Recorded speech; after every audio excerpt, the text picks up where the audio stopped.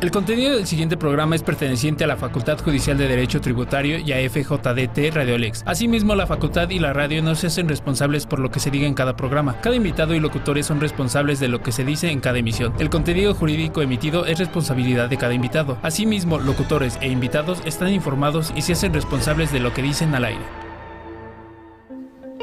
El derecho es dúctil, se transforma, se adapta. Descubre las maravillas del mundo jurídico en Enlace Jurídico México. Comenzamos. Hola a todos, ¿cómo están el día de hoy? Hoy martes el contenido del 7 de siguiente enero, programa es perteneciente a la Facultad Judicial de Derecho Tributario y a FJDT Radiolex. Asimismo, la facultad y la radio no se hacen responsables. Y nos encontramos el día de hoy transmitiendo desde la Facultad Judicial de Derecho Tributario, ubicada en la calle Villavigedo, en la colonia centro de la Ciudad de México. Tenemos un tema interesante, tenemos un tema que la verdad muy poco explorado, ha sido sumamente hasta cierto punto temido por algunas personas.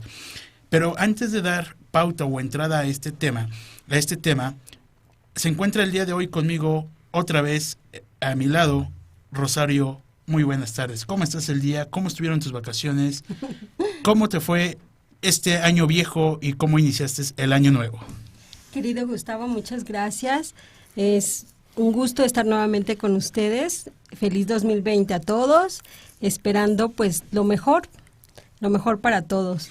Y tenemos pues aquí en Enlace Jurídico, donde el derecho tiene voz, tenemos a una persona muy especial que nos hace el honor de estar con ustedes, con nosotros y con ustedes. Exactamente, es una persona que admiro, respeto demasiado. Es una persona que hoy nos va a hablar sobre el Sistema Nacional de Anticorrupción. Van a decir, ¿quién es? ¿Por qué tanto de emoción el día de hoy? Es que sí, vamos a poner un poquito de intención, ¿no? El día de hoy se encuentra con nosotros el magistrado Alberto Gándara Ruiz Esparza, quien es licenciado en Derecho, maestro en Administración en Políticas Públicas. Trabaja en el Tribunal de Justicia Administrativa del Estado de México en la jurisdicción consultiva, magistrado consultor desde septiembre del 2017 a la fecha, ha trabajado en los órganos internos de control de la Comisión Nacional Forestal, titular del órgano interno de control, Cámara de Diputados del Congreso de la Unión, director general de quejas y denuncias e inconformidades, gobierno del Estado de Durango en la Secretaría de Contraloría y Modernización Administrativa, asesor jurídico externo, Banco Nacional de Crédito Rural, Contraloría Interna, coordinador de áreas de responsabilidad Zona Sur, Servicio Postal Mexicano, supervisión de programas y proyectos del área de quejas y denuncias y responsabilidades en el Honorable Ayuntamiento de Naucalpan de Juárez, Estado de México, en el área de Procuraduría Social, jefe del Departamento de Organización y Participación, Secretaría de Agricultura y Recursos Hidráulicos, Contraloría Interna, auditor especializado en la Dirección de Quejas, Denuncias y Responsabilidades. El área jurídica se ha desempeñado en el Banco Nacional de Crédito Rural, en la Dirección Jurídica, en la Secretaría de Gobernación, en la Dirección General de Asuntos Jurídicos como asesor del Director General, la Procuraduría Agraria en la Delegación Estatal de San Luis Potosí, subdelegado jurídico, en la Coordinación General de Programas Interinstitucionales, director de área auxiliando a la Secretaría General de Administración a verificar la documentación administrativa y legal ejercidas por las 32 delegaciones estatales del programa Procede, Departamento del Distrito Federal, en la Dirección General de Jurídica y Estudios Legislativos, jefe de la Unidad Departamental de Publicaciones y Trámites Funerarios, entre otros cargos administrativos. Ha ejercido profesionalmente como abogado postulante en Gándara y Asociados, autor de diversos libros como lo son Responsabilidades Administrativas de los Servidores Públicos, editorial Porrúa, México 2007-2010, Ley Federal de Responsabilidades Administrativas de los Servidores Públicos, comentarios, análisis y particularidades en las legislaciones estatales, Derecho Disciplinario Mexicano, Nuevo Sistema Nacional de Anticorrupción, y también ha dado clases en la Universidad Panamericana, Campus Guadalajara, Jalisco, profesor titular de Derecho Administrativo y Derecho de la Administración Pública, profesor de posgrado por temas de especialización del Derecho Administrativo. Tenemos un gran personaje el día de hoy, mi estimada Rosario. Así es, pues iniciando 2020 con todo y bueno, con alguien experto en el Sistema Nacional Anticorrupción. Pues Magistrado, díganos buenas tardes. ¿Cómo está el día de hoy? qué es el Sistema Nacional Anticorrupción. Buenas tardes. Pues muchas gracias por la invitación, Rosario, Gustavo, y por supuesto a la Facultad Judicial de Derecho Tributario. Estas instalaciones que estoy conociendo. Pues miren, les platico básicamente qué es el Sistema Nacional Anticorrupción, dándoles un breve repaso de sus antecedentes.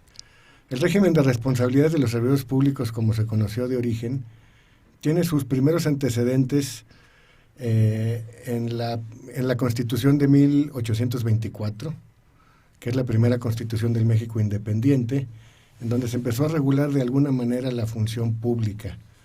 De ahí nos vamos a la Constitución de 1857, en donde ya el título cuarto regula de manera especial este régimen, y leyes que se fueron expidiendo reglamentarias a este título cuarto en 1886, si mal no recuerdo, ya en el régimen de Porfirio Díaz.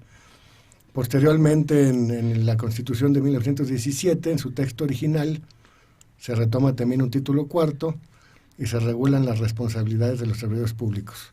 Hasta ese momento, estas responsabilidades de los servidores públicos eran sobre todo de carácter político y penal. Posteriormente, desde el 1917, y no fue hasta 1940 que se expide la primera ley de responsabilidades, después de tantos años, ¿no? En el texto original del 17 se preveía que se debería expedir en breve una legislación para regular este título cuarto, y no fue hasta 1940 que se emite una ley. Esta ley traía un artículo específico con 72 fracciones en donde se establecían las faltas oficiales. Posteriormente, de 1940 y hasta 1980 se crea una nueva ley que fue muy efímera, que duró solamente un par de años y que resultó polémica porque desapareció prácticamente la ley del 40, y con la desaparición de estos tipos que existían en la ley del 40, pues hubo muchas personas que obtuvieron el beneficio por la desaparición de estos tipos y salieron libres. Entonces prácticamente se le cuestionó, porque en vez de resultar una ley novedosa, pareció una ley de amnistía. Posteriormente ya se crea lo que hoy conocemos como el régimen de responsabilidades administrativas de los servidores públicos en 1982, con el término que se manejó en la campaña presidencial de aquel entonces, de renovación moral. Entonces se expide una ley federal de responsabilidades de los servidores públicos, y su inicio de vigencia es el 1 de enero de 1983. Este régimen dura de 1983 y hasta el 13 de marzo de 2002, que se crea una nueva legislación que ahora sí separa la parte administrativa con la penal,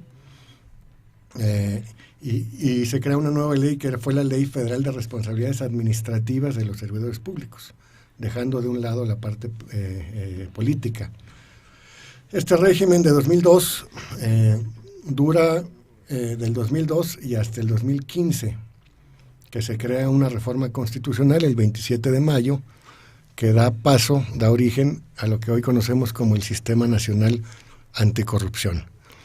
Esta reforma constitucional cambia un poco los paradigmas de lo que se conocía hasta esa fecha como régimen de responsabilidades, y ordena que se expidan en un plazo de un año las leyes reglamentarias para regular esta circunstancia. El 18 de julio de 2016 se expiden todas las leyes reglamentarias de esta reforma constitucional de 2015, y no es sino hasta el 19 de julio de 2017 que entra en vigencia ya en su totalidad el nuevo régimen que se conoce como el Sistema Nacional Anticorrupción. Este nuevo régimen tiene varias características especiales a diferencia del régimen anterior. Primero, pues crea un comité coordinador. Este comité coordinador, la parte más destacable es que se le da voz a los ciudadanos. Los ciudadanos por primera vez tienen una silla en este comité coordinador, son 7 sillas, y quien preside este comité coordinador es un miembro del Comité de Participación Ciudadana, que es el que dirige los trabajos de este comité coordinador. Las otras 6 sillas de este comité coordinador son la Secretaría de la Función Pública, el Instituto Nacional de Transparencia, la Fiscalía Anticorrupción, la Auditoría Superior de la Federación, el Tribunal Federal de Justicia Administrativa y, por supuesto, un representante del Poder Judicial Federal. Esto funciona, pues, de manera colegiada, y la idea de crear este comité coordinador es que precisamente estas autoridades que tienen que ver con la fiscalización, con la rendición de cuentas, con la transparencia, con la persecución de los delitos y con la imposición de sanciones, tanto faltas no graves y graves, se coordinen. ¿Para qué? Para desarrollar de una manera más eficiente y de manera conjunta estos, pues cada uno dentro del ámbito de su competencia, estos trabajos que tienen que ver con el combate a la corrupción. Básicamente eso sería un resumen. Si quieren, pues vamos platicando ya particularidades especiales conforme vamos desarrollando el programa. Exactamente. A mí me surge ahorita una duda. Usted habla sobre un comité coordinador. ¿Cómo se estructura este comité? Bueno, como les decía, este comité tiene 7 sillas.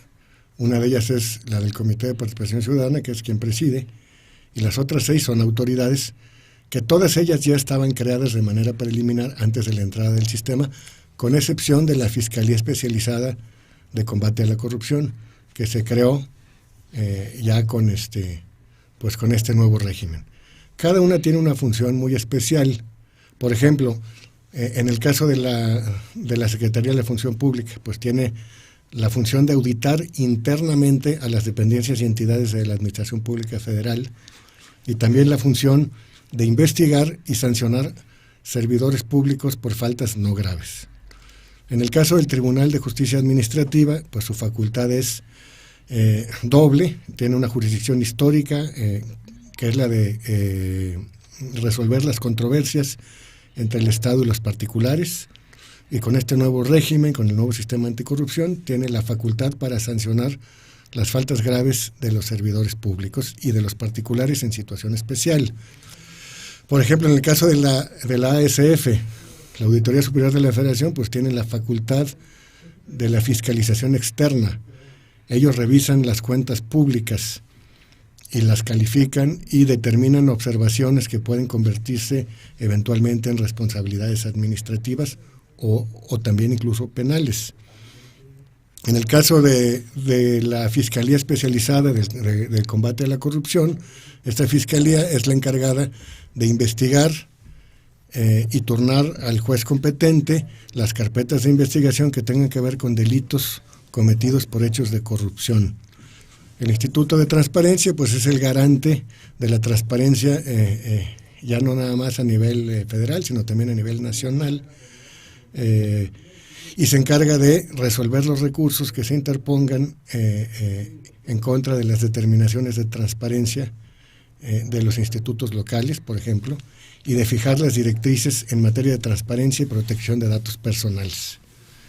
En el caso del Poder Judicial, por ejemplo, bueno, pues evidentemente la representación que tiene en el Comité Coordinador es muy importante, pues finalmente las decisiones recaen en las últimas instancias en ellos.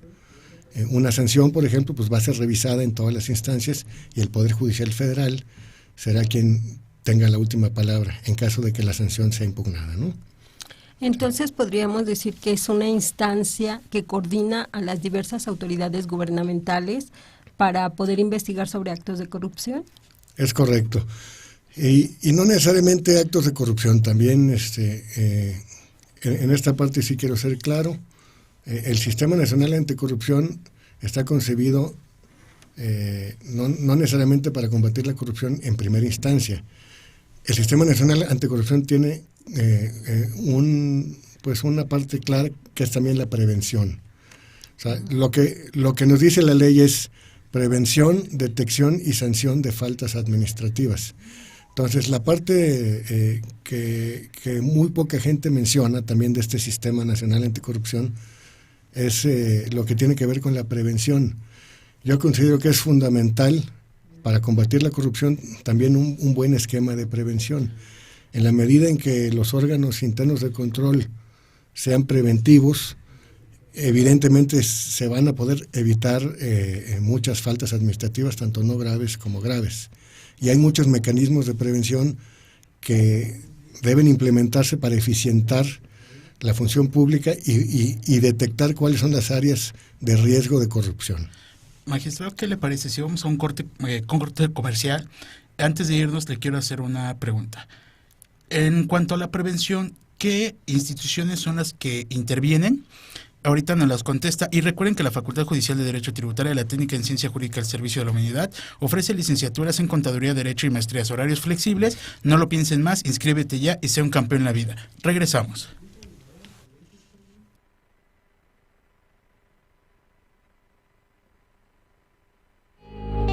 Estás escuchando Enlace Jurídico México por Radio Lex.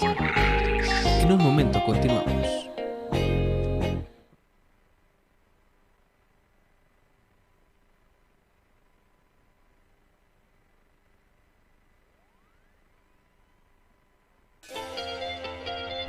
Facultad Judicial de Derecho Tributario. Contáctanos. Teléfonos 55 70 29 0006 o al 55 66 50 30 93 o en redes sociales: Facebook, Facultad Judicial de Derecho Tributario, Twitter, @facultadjudici1, correo electrónico facultadjudicial@gmail.com o visita nuestra página web www.facultadjudicialdederecho.mx. La técnica y ciencia jurídica al servicio de la humanidad. Superarse no es solo tener un título en la mano. Superarse no es solo terminar una carrera. Superarse es ver más allá. Inscríbete en nuestros cursos totalmente especializados. Conócenos: www.facultadjudicialdederecho.mx. Facultad Judicial de Derecho Tributario. La técnica y ciencia jurídica al servicio de la humanidad.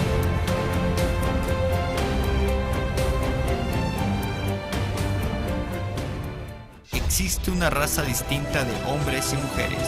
Una raza que no se rinde, Que no descansa. que se autoexige, Seres con coraje. que no tienen miedo a equivocarse. Quizás se cansen, Quizás sientan que ya no pueden más y que es mejor rendirse, pero no lo van a hacer. porque somos una raza distinta.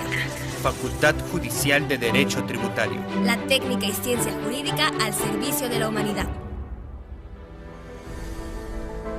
Mis papás siempre me impulsaron a superarme, a alcanzar mis sueños, y que para alcanzarlos tendría que ser el mejor. Y lo logré. Con esfuerzo, dedicación y disciplina, cumplí mi sueño: ser abogado. Inscríbete y forma parte de la mejor escuela de Derecho de México. Facultad Judicial de Derecho Tributario. La técnica y ciencia jurídica al servicio de la humanidad. El conocimiento como el aprendizaje se van actualizando día a día. Aquello que aprendiste en las aulas no es lo mismo que ves en la vida laboral. El cambio es constante y nosotros lo sabemos. No te quedes atrás y actualízate.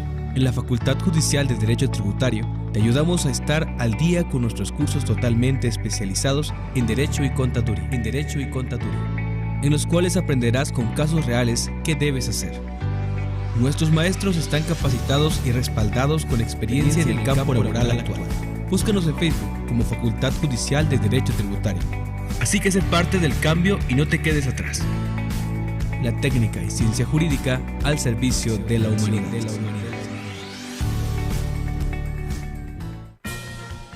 Si buscas una oportunidad, si buscas calidad, si buscas confianza, si buscas prestigio, lo encontraste. Facultad Judicial de Derecho Tributario.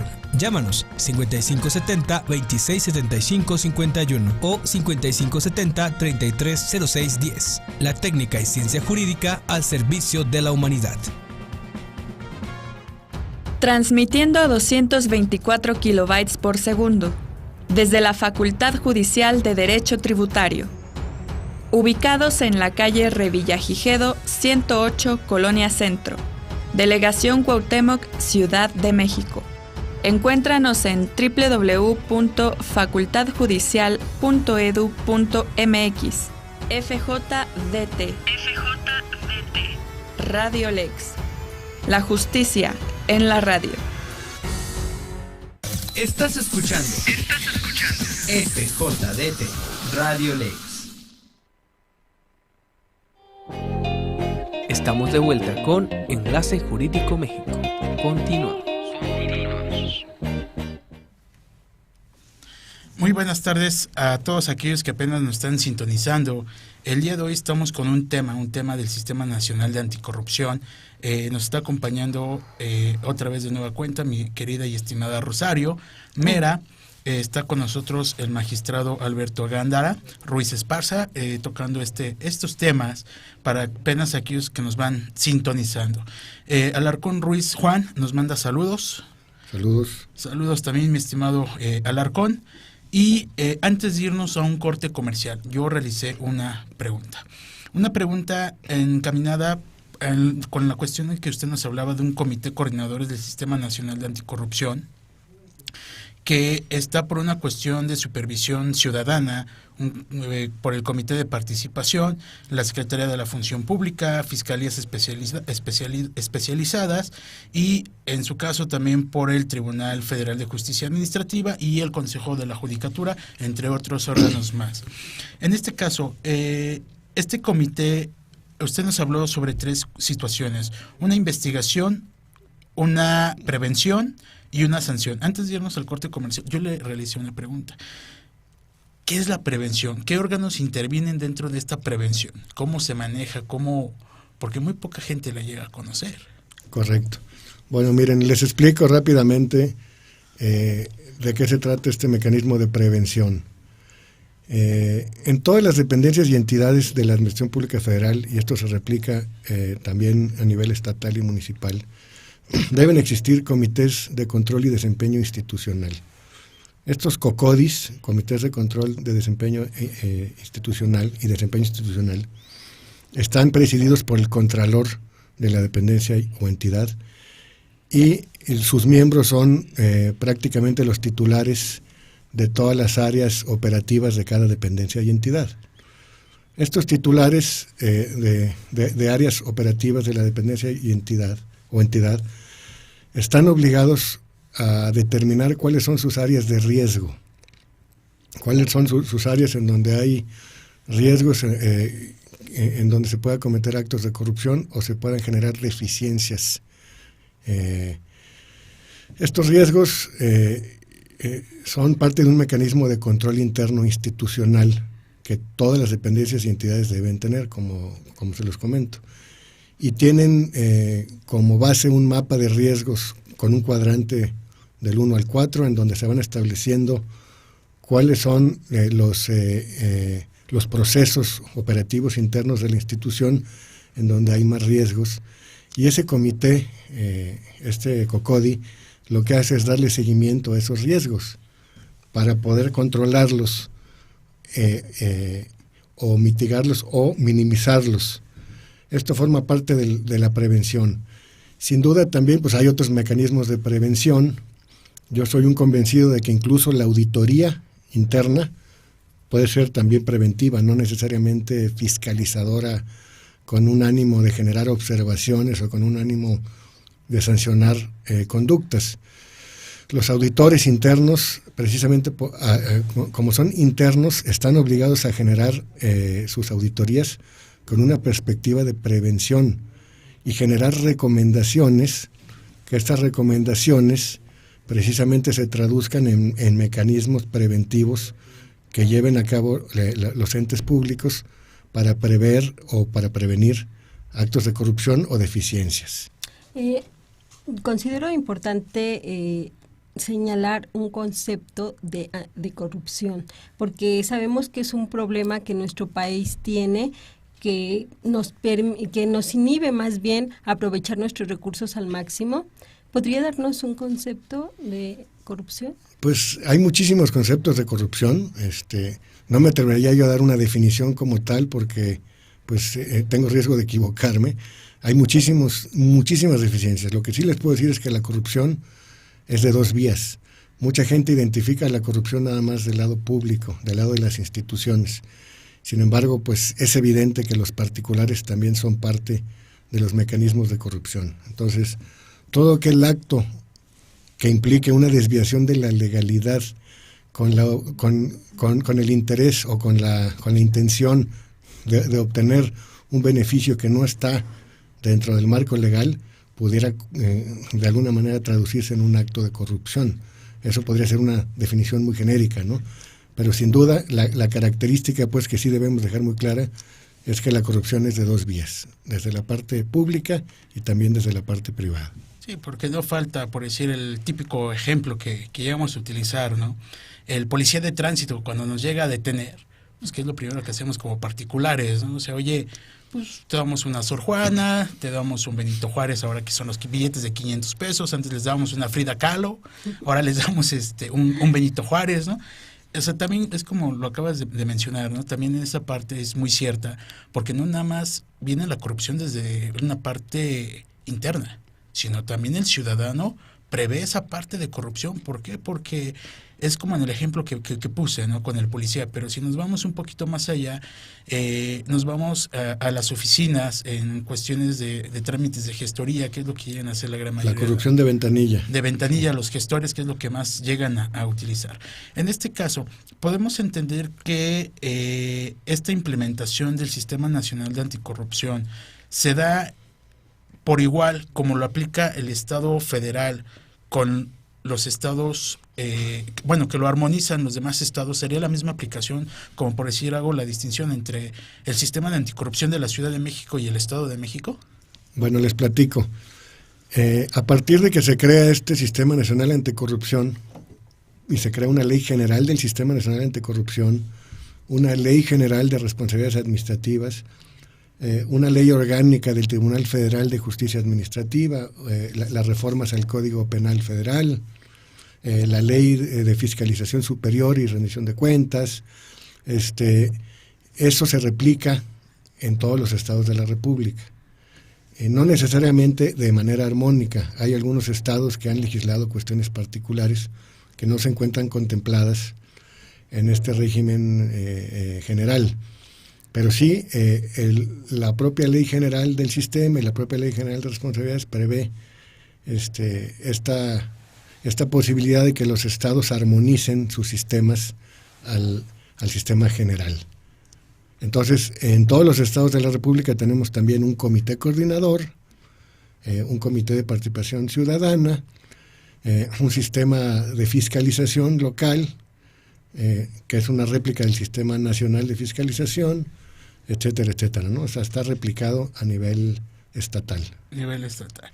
En este caso, ahora en cuanto a la investigación, ¿quiénes se encargan de realizar la investigación del combate a la corrupción? Bueno, en términos legales, los que realizan la investigación son los órganos internos de control y la Auditoría Superior de la Federación. Al referirme yo a órganos internos de control, me refiero a la Secretaría de la Función Pública y a los órganos internos de control que están dentro de las dependencias y entidades de la propia Administración Pública Federal. Y la Auditoría Superior en el ámbito de la fiscalización externa. ¿Cómo se activa este poder disciplinario? A través de tres mecanismos. La denuncia ciudadana, una participación interna de oficio, cuando se genera algún indicio interno de que pudiera haber una irregularidad, se abre una investigación de oficio, y el tercer mecanismo es a través de precisamente las auditorías. Estas revisiones, esta fiscalización se da de manera interna y externa. La interna la realiza la Secretaría de Función Pública y los órganos internos de control, y la externa la realiza la Auditoría Superior de la Federación. Vamos a un corte comercial. Quiero realizarle una pregunta antes de irnos al corte comercial. La Fiscalía General de la República, ¿cuál es su función dentro del combate?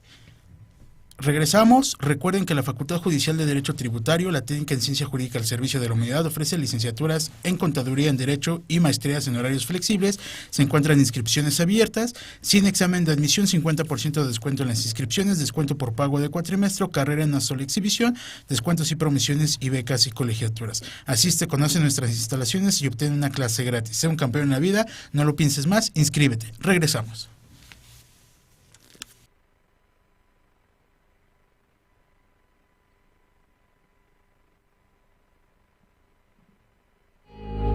Estás escuchando Enlace Jurídico México por Radio Lex. En un momento continuamos.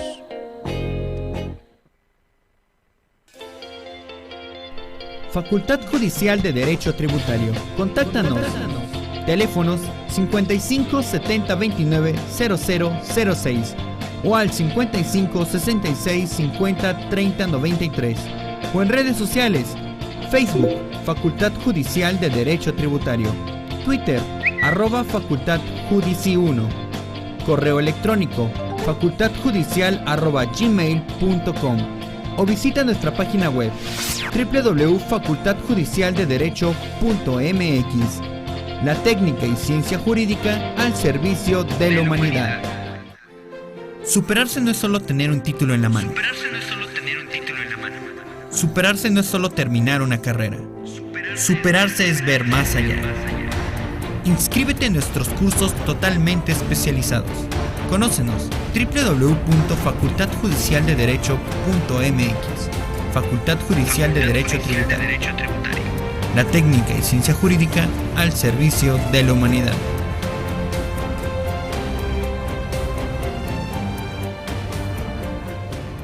Existe una raza distinta de hombres y mujeres.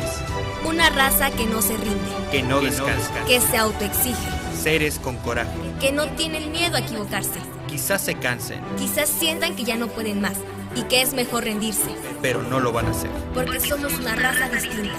Facultad Judicial de Derecho Tributario. La técnica y ciencia jurídica al servicio de la humanidad. Si buscas una oportunidad, si buscas calidad, si buscas confianza, si buscas prestigio, lo encontraste. Facultad Judicial de Derecho Tributario. Llámanos 5570-2675-51 o 5570-330610. La técnica y ciencia jurídica al servicio de la humanidad. Si te interesa conocer las noticias de actualidad con una mirada analítica, 1111 te ofrece lo mejor para que estés bien informado. No te pierdas los debates de 1111, todos los lunes a las 11:11 de la mañana. Si buscas un lugar donde se toquen temas actuales que sean analizados y comentados con buenos argumentos, no te pierdas Familia, Sociedad y Derecho, todos los martes a las 3:30 de la tarde. Transmitiendo a 224 kilobytes por segundo, desde la Facultad Judicial de Derecho Tributario. Ubicados en la calle Revillagigedo 108, Colonia Centro, Delegación Cuauhtémoc, Ciudad de México. Encuéntranos en www.facultadjudicial.edu.mx. FJDT. Radio Lex. La justicia en la radio. FJDT Radio Lex. La justicia en la radio. Estamos de vuelta con Enlace Jurídico México. Continuamos. Regresamos a su programa de Enlace Jurídico México.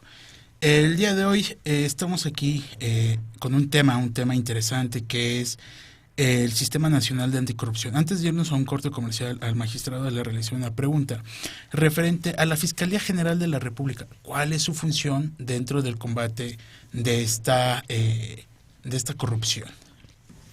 Bueno, miren, la Fiscalía General de la República actúa con su brazo investigador para este tipo de delitos, que es la Fiscalía especializada en combate a la corrupción. Esta Fiscalía especializada en combate a la corrupción está creada en la ley desde la creación de las leyes secundarias. Sin embargo, apenas tiene poco menos de un año en funciones. Si mal no recuerdo, entró en funciones a partir de febrero de 2019. Entonces, esta fiscalía es la encargada de recibir las denuncias por hechos de corrupción y es la encargada de abrir estas carpetas de investigación para encuadrar eventualmente la comisión de alguno de los delitos que está previsto en el título que tiene que ver con delitos cometidos por hechos de corrupción, que fue parte precisamente de la reforma del Sistema Nacional Anticorrupción.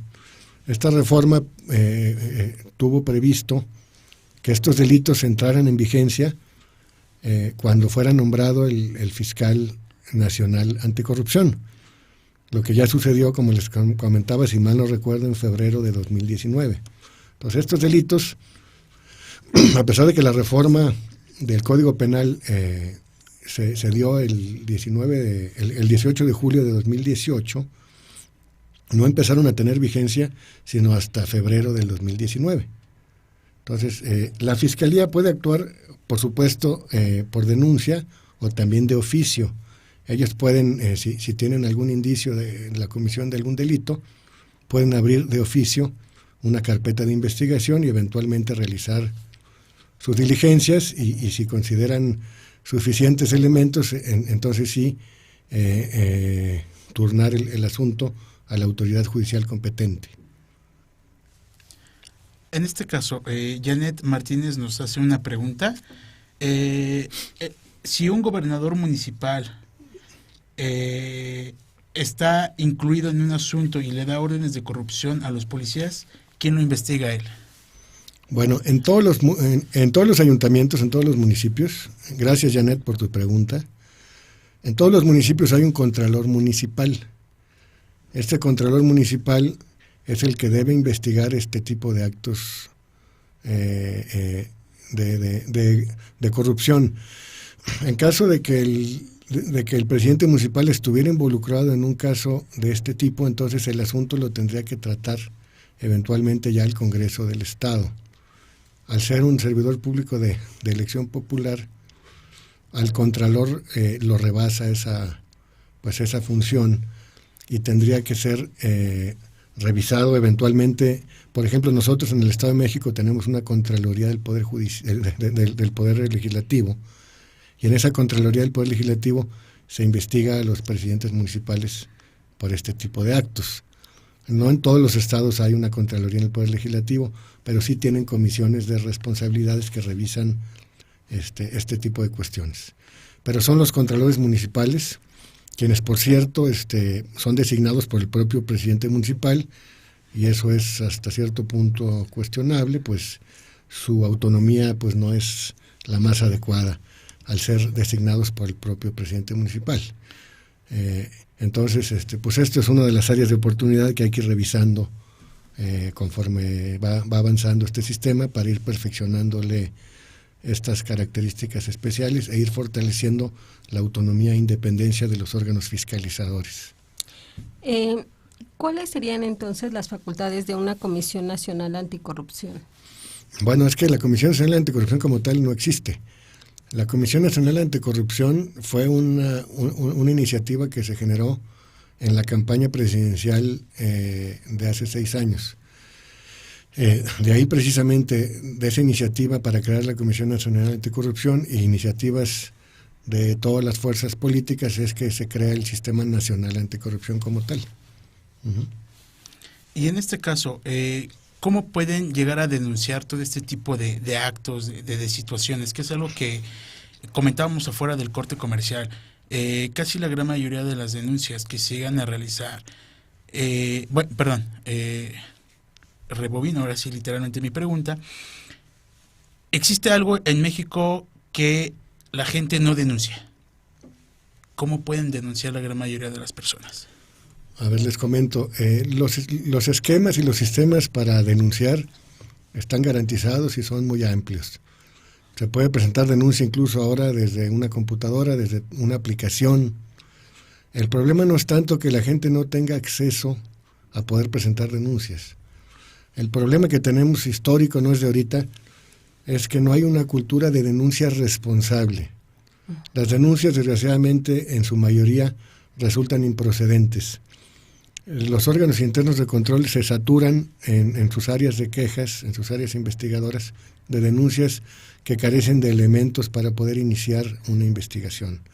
Y entonces, si ustedes revisan los números de cuántas denuncias se reciben en los órganos internos de control y cuántas de estas son suficientes para iniciar un procedimiento, y cuántos de estos procedimientos derivan en una sanción, y de esas sanciones cuántas se sostienen en su legalidad, pues verdaderamente es un cono prácticamente de arriba hacia abajo, ¿no? En donde hay un volumen terrible, muchísimas denuncias, pues cientos, miles de denuncias, pero que de ahí, desgraciadamente, muy pocas de ellas resultan con elementos suficientes, primero para iniciar una investigación, y de ahí, eventualmente, para iniciar procedimientos, y de ahí para que se sostengan. Sí, Montaño HM dice, en Nayarit, en el municipio de Compostela, el Contralor Municipal suspendió a la presidenta municipal. ¿Es correcto? Bueno, estas particularidades ya tendría yo que revisar la legislación del Estado para poderles decir si es posible. A lo mejor es un mecanismo que se utilizó por alguna circunstancia especial. Es un caso rarísimo, rarísimo. Yo les puedo decir que casi que hasta único. Yo nunca en mi vida había oído que un contralor que depende jerárquicamente del presidente municipal y fue nombrado por él, lo suspenda, ¿no? Es muy probable que esa suspensión pues tenga otras características no necesariamente jurídicas, ¿no? Habría que revisar el caso en particular. Yo le pediría a él si me pudiera mandar un correo, ahorita les dejo mi correo, para poder revisar el caso y ver si la actuación del Contralor en este caso fue adecuada o no. Sí, porque de hecho es, como tú lo acabas de mencionar, mi estimado magistrado, es muy raro que se llegue a dar este tipo de situaciones, ¿no? O sea, honestamente, podremos decir que está rebasando facultades el propio presidente municipal, ¿no? O sea, como tú lo refieres, hay que checar la normatividad del Estado. Checamos la ley orgánica municipal que tienen en Nayarit, cuál es la competencia que tiene el Contralor municipal en particular, y revisamos si ese acuerdo de suspensión, y sobre todo si es una suspensión como medida cautelar o si es una suspensión ya como sanción. Hay dos figuras de suspensión, una como medida cautelar y otra como sanción. La medida cautelar de sanción, ¿a qué se refiere? ¿Cuál es la diferencia entre esa medida y la suspensión definitiva? Bueno, es que en este caso no es una suspensión provisional o definitiva. A lo que me refiero yo es que la figura como tal está prevista en la ley como una medida cautelar para separar al servidor público de la función que está desempeñando, para evitar que siga causando más daño. Y no es una sanción, es una medida cautelar. Esta separación no implica que se le esté sancionando. Es una medida que garantiza que se le separe, pero no prejuzga sobre su responsabilidad. Y por supuesto, la ley tiene previsto que se le garantice un mínimo vital, y también tiene previsto que si sustanciado el procedimiento se determina que no tiene responsabilidad el servidor público, se le tendrán que reparar todos los salarios que le fueron afectados.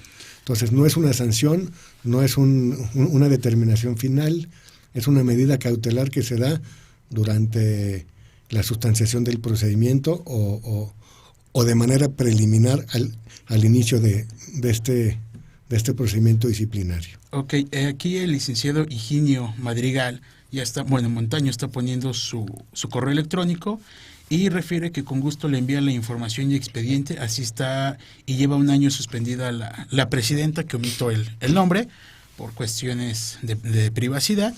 Ya nada más es cuestión de que en un ratito más, terminando el programa, mandemos el correo electrónico y ya usted, mi estimado magistrado. Correcto, con mucho gusto. Antes de irnos a un corte comercial, ¿en dónde estamos?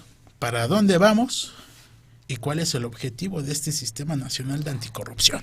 ¿Qué le parece si ahorita que regresemos nos la contesta? Recuerden que la Facultad Judicial de Derecho Tributario y la Técnica en Ciencia Jurídica al Servicio de la Humanidad ofrece licenciaturas en Contaduría y Derecho y maestrías y próximamente doctorados en Derecho Tributario y Derecho. Horarios flexibles sin examen de admisión, 50% de descuento en la inscripción, descuentos por pago de cuatrimestre, carrera en una sola exhibición, descuentos, promociones y becas en colegiaturas. No lo pienses más, inscríbete ya, las inscripciones se encuentran abiertas, sé un campeón en la vida. Regresamos.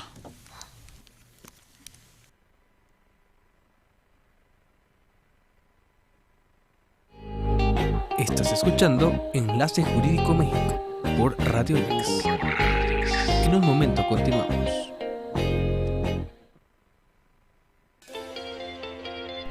Facultad Judicial de Derecho Tributario. Contáctanos. Teléfonos 55 70 29 0006 o al 55 66 50 30 93 o en redes sociales: Facebook, Facultad Judicial de Derecho Tributario, Twitter, @facultadjudici1, correo electrónico facultadjudicial@gmail.com o visita nuestra página web www.facultadjudicialdederecho.mx. La técnica y ciencia jurídica al servicio de la humanidad. Superarse no es solo tener un título en la mano. Superarse no es solo terminar una carrera. Superarse es ver más allá. Inscríbete en nuestros cursos totalmente especializados. Conócenos: www.facultadjudicialdederecho.mx. Facultad Judicial de Derecho Tributario. La técnica y ciencia jurídica al servicio de la humanidad.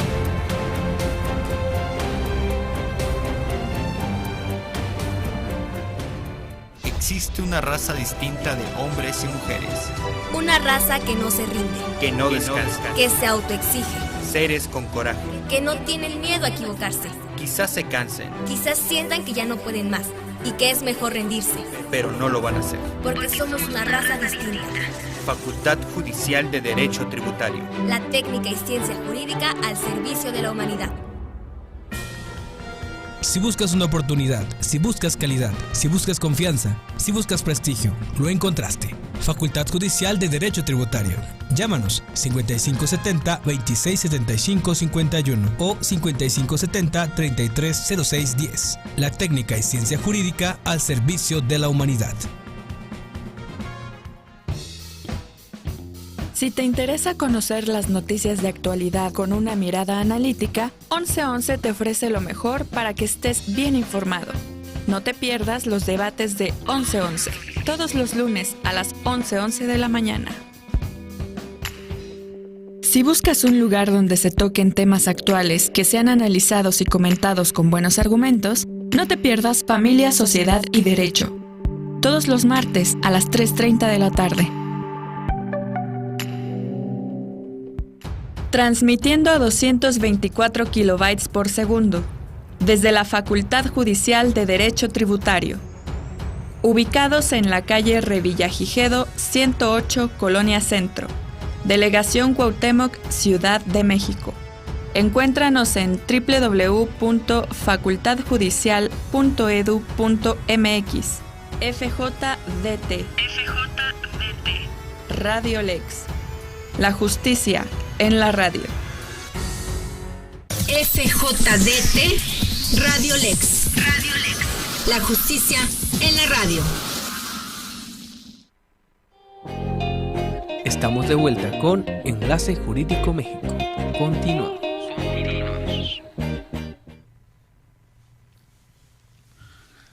Regresamos a este último bloque de Enlace Jurídico México con el tema del Sistema Nacional de Anticorrupción. Un tema interesante, un tema, como lo referimos a un principio, un tema un poco interactuado porque ha sido más investigado, pero muy poco se ha llegado a escuchar más de este tema. Hemos tenido con algunos radioescuchas algunas dudas que han sido aclaradas poco a poco, y en el caso de Montaño sí estaría interesante revisar el asunto que está mencionando, pero antes de irnos a un corte comercial, al magistrado Alberto Gándara le realicé una pregunta. de dónde venimos, dónde estamos y para dónde vamos con el Sistema Nacional Anticorrupción. Muy bien, pues ya a estas alturas tenemos 2 años y medio de vigencia del nuevo Sistema Nacional Anticorrupción. Han sido 2 años y medio en los que pues ha habido algunas resistencias, ha habido algunas complicaciones para su configuración. Como les mencionaba, el fiscal anticorrupción pues fue nombrado apenas en febrero del año pasado. Los 18 magistrados anticorrupción que estaban previstos nombrarse desde abril de 2017 no se han podido nombrar hasta la fecha. Se han hecho varias iniciativas para proponer cambios al sistema. Hay alguna iniciativa que prevé por ahí la creación de una tercera sala en la Corte que atienda exclusivamente temas anticorrupción. Hay otra iniciativa que por ahí prevé regresarle toda la facultad sancionadora a los órganos internos de control. En fin, pues de alguna manera hay voces que han planteado cambios para este sistema. Recuerdo también que alguien propuso integrar a la unidad de inteligencia financiera a este sistema anticorrupción e integrar a otros órganos, cosa que habría que revisar porque pues el comité coordinador, que son estas 7 sillas, está balanceado, pues la Auditoría Superior de la Federación es un órgano técnico de la Cámara de Diputados, la Secretaría de Función Pública es un representante del Poder Ejecutivo, el Tribunal de Justicia Administrativa es un órgano autónomo, el IFAI es un órgano, el INAI es un órgano autónomo, el Poder Judicial es un poder autónomo, y si tú incorporas una silla más, por ejemplo la UIF, estarías desequilibrando la mesa, estarían, digamos que un secretario de Estado y un director general de la Secretaría de Hacienda como parte de un sistema. Yo sí considero que es bien importante que unidades como la UIF, la Unidad de Inteligencia Financiera de Hacienda, coadyuve y participe de manera activa en el sistema anticorrupción, sin duda. Es un área importantísima para el combate a la corrupción, pero no necesariamente tiene que tener una silla especial en el comité coordinador. Entonces, ahorita pues como áreas de oportunidad para fortalecer este sistema, yo les propondría algunas, como por ejemplo, revisar el tema de los comités de participación ciudadana, para que los miembros de estos comités de participación ciudadana sean cada vez más ciudadanos. Hemos encontrado que en algunos comités de participación ciudadana estatales, por ejemplo, hay exauditores superiores del Estado, excontralores, gente con perfil electoral. Entonces, la idea de fortalecer este mecanismo ciudadano es que quienes lo integren sean cada vez más ciudadanos, menos vinculados con temas de servicio público. De lo contrario, pues se está desvirtuando un tanto esta figura ciudadana. Si quienes integran estos comités, pues han ocupado cargos de alta relevancia en el servicio público. Eso sería un tema que vale la pena revisar. También valdría la pena revisar el tema de los honorarios que están recibiendo estos miembros, que en algunos casos se ha cuestionado que son muy altos, incluso por encima de los secretarios de gabinete, cuando se supone que esta función que tienen estos miembros de los CPCs es una función de medio tiempo, no es una función de tiempo completo. Entonces, a lo mejor, si se les va a pagar bien, que yo no estoy en contra de que se les pague bien, de alguna manera que sí sea una función de tiempo completo. Claro. Para que de alguna manera tengan pues tengan ya un compromiso total, ¿no? Otro de los aspectos que sin duda tenemos que revisar para fortalecer el sistema e ir hacia adelante son las áreas de oportunidad que tiene la Ley General de Responsabilidades Administrativas. Esta ley contempla muchos mecanismos que no son precisamente los más adecuados, un procedimiento un tanto engorroso, muchos incidentes, el que los legisladores hayan equiparado las faltas graves con delitos, poniéndoles una denominación, el que las faltas administrativas sean sancionables exclusivamente por una autoridad si son no graves y por otra si son graves, o sea, que se haya fijado esa diferencia de competencias, no permite que algunas conductas que pudieran parecer faltas no graves, por las particularidades de su comisión se traduzcan en graves. Entonces, creo que hay muchas áreas de oportunidad en la Ley General de Responsabilidades Administrativas en las que podemos cambiar paradigmas y fortalecer esta ley para poder no solo combatir la corrupción de manera eficiente, sino también fortalecer los esquemas de control, de prevención y también de sanción por negligencias administrativas, que también es fundamental tener esa parte, que los órganos internos de control puedan sancionar negligencias administrativas que ponen en jaque o causan deficiencias en la función pública. Tenemos preguntas del auditorio. Mark Nom dice: ¿qué elementos se toman en cuenta para establecer una sanción en las faltas graves o no graves? Pues me enteré de un caso en que un servidor público ostentó un cargo que no tenía conferido y suscribió documentos como tal, a través de los cuales daba órdenes a sus compañeros para realizar actividades y solo recibió como sanción una amonestación pública. Bueno, habría que checar el caso en particular también. Creo que si se encuadra todo eso, si se encuadran todos esos elementos que nos describe la persona que nos hace la pregunta, sin duda sí estamos en presencia de una falta grave. Y las faltas graves son sancionables desde la destitución hasta la inhabilitación por 20 años. Y eventualmente, si hay daños, también sanciones económicas o resarcitorias. Entonces, si sucedieron todos los elementos que me están ahí describiendo, sí se tipifica, sin duda, sí se encuadra una falta grave. Y para faltas graves no procede nada más una amonestación. Habría que checar si es el régimen anterior o si es el régimen actual. En el régimen actual, esos elementos sí se configura una falta grave. En el régimen anterior, a lo mejor había más posibilidades de disminuir la sanción hasta la mínima. Entonces, tendríamos que checar el caso en particular. Mark, no, mándanos tu correo electrónico, por favor, si puedes. Yo en un ratito más te mando mi número telefónico para que lo mandes por vía privada. Aquí me surge una duda, mi estimado magistrado. La ley de los salarios, la cuestionada, se me olvidó ahorita la palabra exacta. ¿La ley de remuneraciones?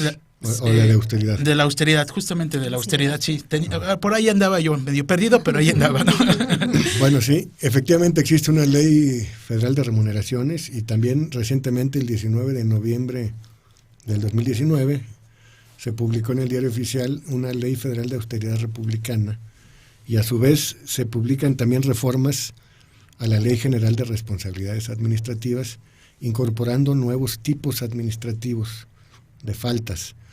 En el caso de las reformas a la Ley General de Responsabilidades Administrativas, sí se determina por ahí una falta no grave extra y, si mal no recuerdo, otras 3 faltas graves extras, con algunos artículos bis, en el que, por ejemplo, ahora sí, por primera vez en la historia, se encuadra el nepotismo o se le pone un nombre al conflicto de interés para la contratación de parientes, ¿no? No quiere decir que no estuviera regulado ya en la ley, ¿eh? La ley ya tenía ahí regulado de manera genérica el conflicto de interés, para que tú como servidor público no participes en la contratación de alguna persona con la que tengas algún interés personal, familiar o de negocios. En el caso de la Ley Federal de Austeridad Republicana y las reformas a la Ley General del 19 de noviembre, ahora sí ya incorporan este tipo de nepotismo.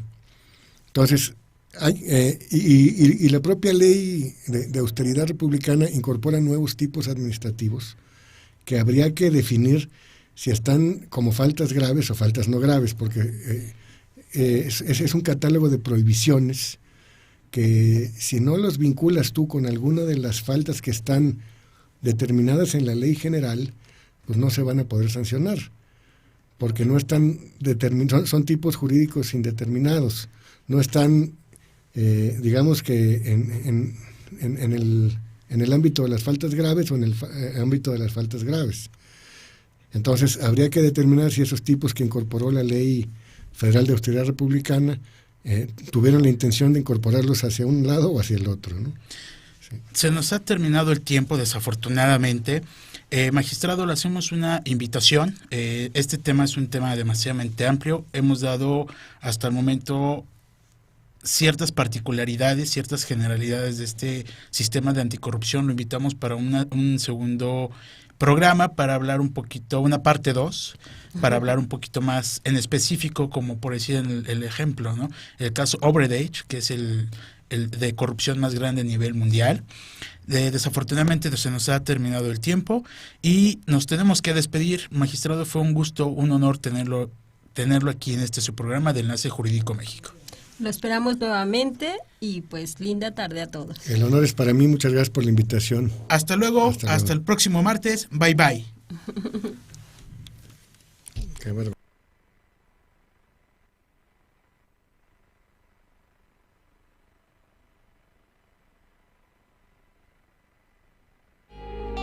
El derecho es dúctil, se transforma. Descubre las maravillas del mundo jurídico en Enlace Jurídico México. Hasta pronto.